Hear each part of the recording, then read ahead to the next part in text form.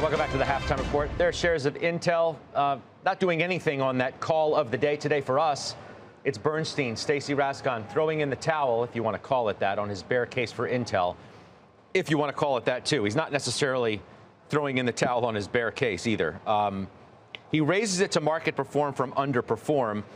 Quote, "We hate this call, but think it's the right one.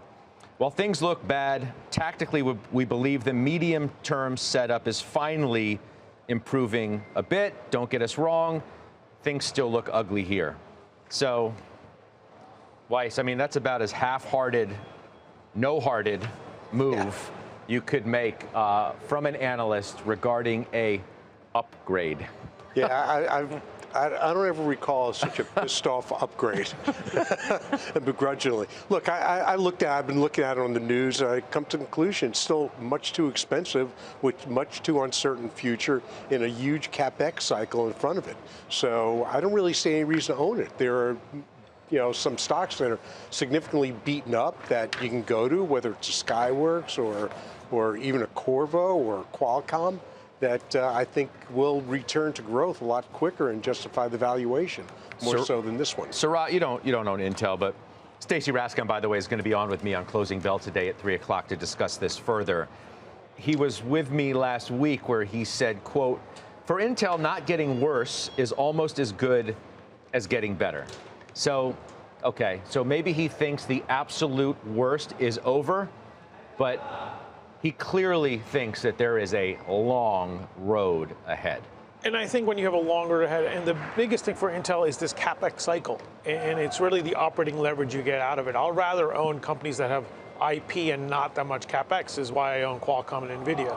I think you've got some time here, especially as we see the market being choppy, and if tech is going to pull back, I just don't see Intel separating itself from the rest of the pack. There's no catalyst here for the next 3 to 6 months for it to kind of rise up. Part of the problem is the chart, as you're looking at it now. Whoa, wait a second. Look at the from left to right. I know it's down a ton. However, the chart is the reason for the optimism. So, well, I don't want to own the stock. There's nothing fundamentally that gets me excited about it. But I'll tell you this: if you're a technician and you look at this stock, it breaks out above the 200-day moving average last week for the first time in 2 years. So you have a lot of people that are talking about the chart. I heard Jim Cramer last week talk about, look at the chart of Intel. There are people, quantitative in their nature, that follow that stuff, and that's probably the reason that if you want to find some degree of optimism surrounding Intel, you could do it in what's perceived to be a little bit of a technical breakout. Unless you could say, you could easily say, though, well, any inkling of good news, albeit incremental, is already in the stock. And it's run a lot with tech, and if anything within this space, and by the way, the chips have had a good quarter too. Sure have. If anything out of that group is not sustainable, it may be the chips, and this might be, public investor enemy number one. Intel is very low on my list of stocks in the semi industry that I would want to own. NVIDIA, I'm looking at a chart of NVIDIA. Am I going to get a chance to buy NVIDIA below 150 again? That's laughable. No, I don't think I am. But do you want to buy it after it's already? Of course. If it's already gone up the way it has? Oh, but I'm not afraid of price. I've never been afraid of price. I believe that you're a friend of momentum. I'm a friend of momentum. So yes, I would buy it. I would buy it up here. And I think I said in the fall, and I've been consistent with it, I believe the semis, which were first into this, valuation contraction, I think they're the first out. I see the look on your face, Weiss, as Joe is going through that whole thing is interesting. Well, can you tell us what you were thinking as if there was a bubble? No, I can't tell you exactly what I'm thinking. but I'll tell you, price momentum, that's legitimate investment strategy, but how do you think about the valuation? I mean, valuation can't just keep going and going and going. You're already at ridiculous levels for valuation. So you think the market continues to ignore it? So if I'm going to make the turn and look at fundamentals, I'm more focused on what the revenue growth is, what's the return on equity, what's the debt to equity.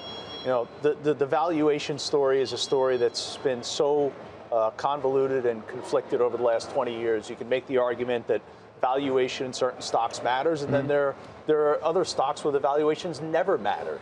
And you look at it logically and you say to yourself, how does it trade at that valuation? And not only does it continue trading at the valuation, but the valuation goes beyond what's logical. I know, but you could. There's a difference to be but made when NVIDIA's you're. a classic example I was going to of say that. NVIDIA and Amazon. Well, you could say that, but you can't make as compelling an argument for the valuation of Intel and equate it to, well, look at those. I'm not making. Listen, I know you're not comparing it to Intel fundamental. to NVIDIA fundamentally. I want no part of Intel.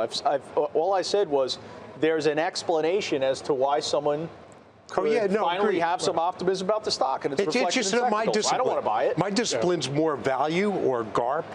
Growth at reasonable prices. It's not just purely. You bought the Qs last week on momentum. What's that? You bought the Qs last week on momentum. Yeah, I did. Which was great. I did.